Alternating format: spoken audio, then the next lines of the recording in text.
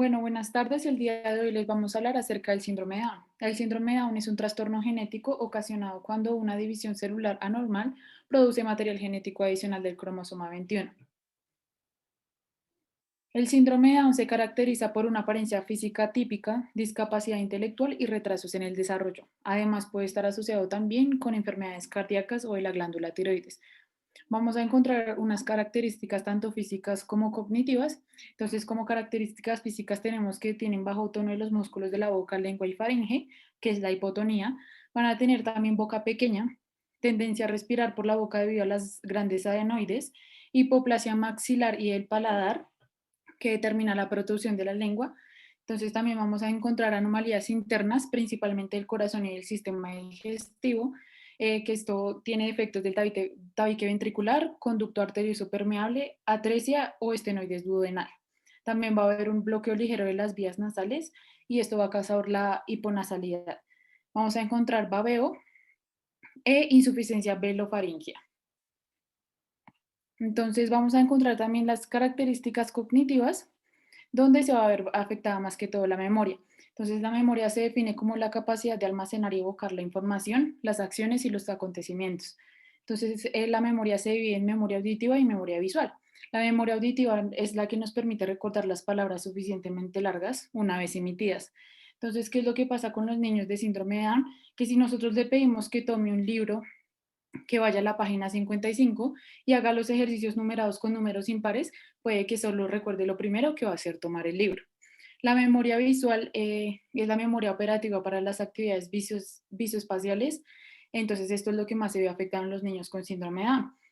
Entonces, ¿qué es lo que pasa? Que los niños aprenden más fácilmente observando demostraciones que escuchando instrucciones verbales. También se va a ver afectado el pensamiento abstracto.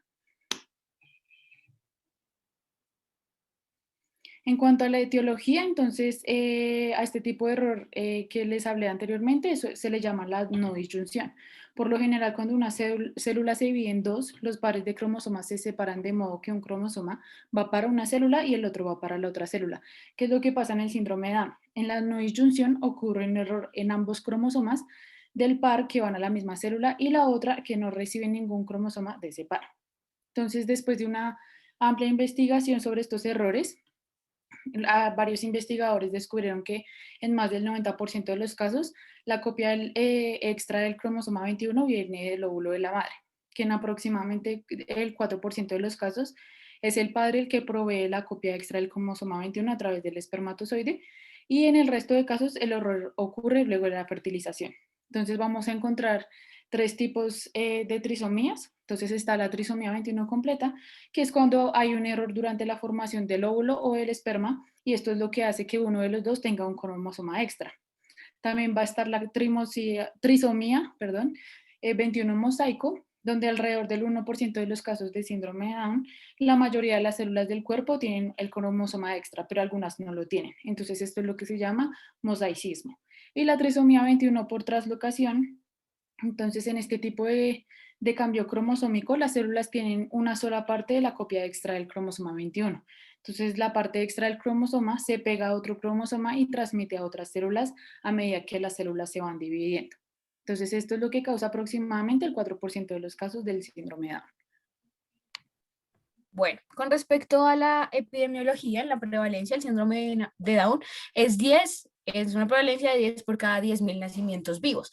En países donde el aborto es ilegal, como Arabia Saudita, la prevalencia se va a dar entre 17 a 31 por cada 10.000, y en los países con aborto legal, como lo es Francia, el 7.5 va a ser la prevalencia por cada 10.000. Abortos provocados, ¿qué quiere decir eso? Son padres que abortan a sus hijos porque tienen síndrome de Down, y esa prevalencia es del 70%, 77%. El síndrome de Down es reconocido por los rasgos fenotipos específicos entre ellos que se encuentran en la dismorfia craniofacial, que es un trastorno del tamaño y forma del cráneo, y la anormalidades óseas y de tejido blando que se ven asociados. Entonces, las deficiencias estructurales que vamos a encontrar son en el ojo y el oído. En el ojo es que casi el 70% de los niños con síndrome de Down presentan problemas oculares.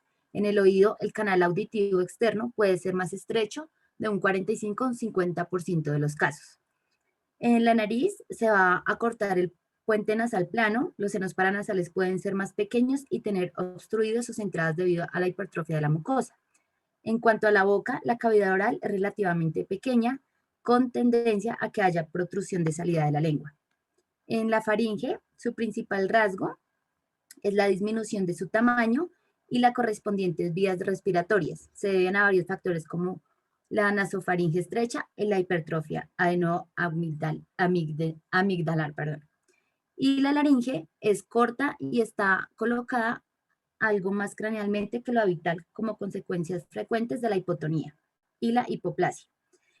Dentro de estas deficiencias funcionales, como vemos acá, hay varias que se destacan en la mayoría de las que nos define apta, destacando principalmente que las personas con síndrome de Down, los niños tienden a tener una mayor probabilidad de desarrollar obesidad, lo que llevará a esa afección dentro de esas características antropométricas, y también tienden a tener menor densidad ósea, principalmente en la zona lumbar, en la columna lumbar, lo que afectará pues esa integridad esquelética y a su vez las características antropométricas.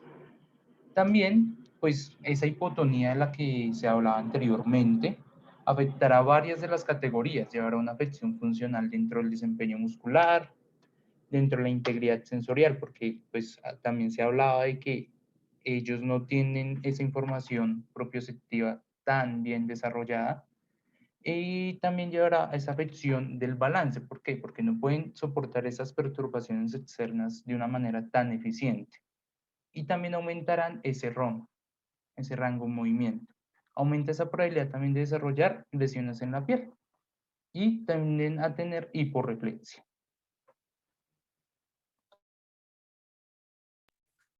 Bueno, ya hablando en la parte de intervención, elegimos un artículo con el nombre de Effects of Neuromuscular Training of Children and Young Adults with Down Syndrome, a Systematic Review and Meta-Analysis. Bueno, el objetivo del estudio es efectos del entrenamiento neuromuscular sobre la fuerza general, la fuerza máxima y las tareas de movilidad funcional en niños y adultos jóvenes con síndrome de Down. Las variables que se trabajaron fueron fuerza general, máxima fuerza y tareas funcionales. Y se realizó una estimulación temprana, una estimulación cognitiva y una estimulación física. De acuerdo con respecto a las intervenciones fisioterapéuticas, se manejaron diferentes de acuerdo a los años. Por ejemplo, en 2008 se miró que una serie de 6 ejercicios en máquina 2 veces a la semana durante 10 semanas favorecía el entrenamiento de resistencias y tenían un efecto en los miembros superiores. En 2010, un ejercicio de fuerza medido en una repetición máxima 2 veces al día, 10 semanas. 3 ejercicios en miembros superiores y 3 en miembros inferiores, tales como press de banca, ejercicios de equilibrios como ponerse de puntas y bajar, incrementó el 42% en la repetición máxima en miembros inferiores.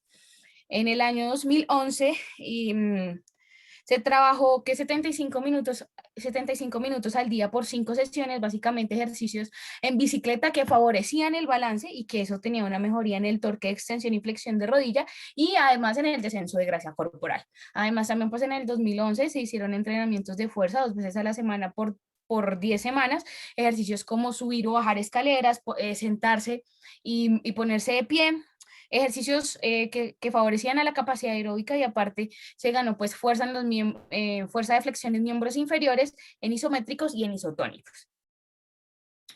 En el 2012 se utilizó esto de realidad virtual, 5 minutos y 20 minutos en banda sin fin. Y esto ayudó a mejorar el equilibrio. Y en el 2013, 7 ejercicios de fuerza de miembros superiores, miembros inferiores y tronco, 2 veces a la semana, por 10 semanas, generó un aumento en la fuerza general. Y pues para finalizar las intervenciones, el último fue una intervención de entrenamiento de duración del cuerpo completo y el grupo de control, por ejemplo, realizaron ejercicios isométricos, ejercicios de balance y ejercicio en el que trabajaban el centro de masa y se encontró una mejoría de las fuerzas de extensión de rodilla, de flexión y extensión, además de un control postural.